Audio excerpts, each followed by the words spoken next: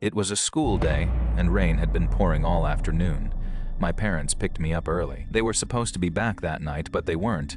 Instead, they decided to crash at a friend's place closer to the event. She gave me a list: lock all doors and windows, leave one light on, close all the blinds, typical stuff.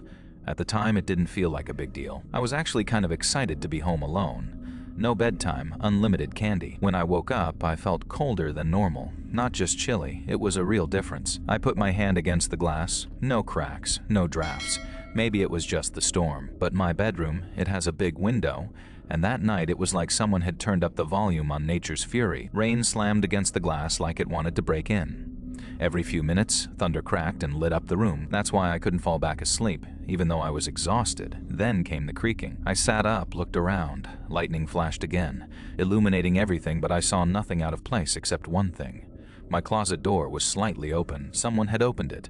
Something was in my room. No scream, no words. Just a gut reaction. Quietly, silently, I got out of bed and walked toward the door. That walk felt like walking across an ocean of ice, 5 years long. I didn't stop until I reached the stairs. I hid under the dining table. Then I started crying. Then footsteps, not normal ones, jumping, pinballing down the stairs. Closer and closer, the dining room door opened, then shut again. They were gone.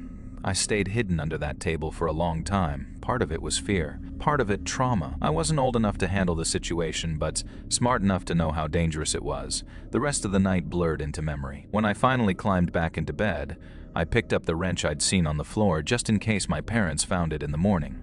Locked the front door, slunked upstairs. Everything went back to normal after that. Or so I thought. I didn't tell them what happened right away. Didn't want them to find out. Looking back, not telling them at the time was a mistake. That night changed me. Sometimes you'll see things in your room, things you never expected, or when the clock is counting backwards. I used to dream about that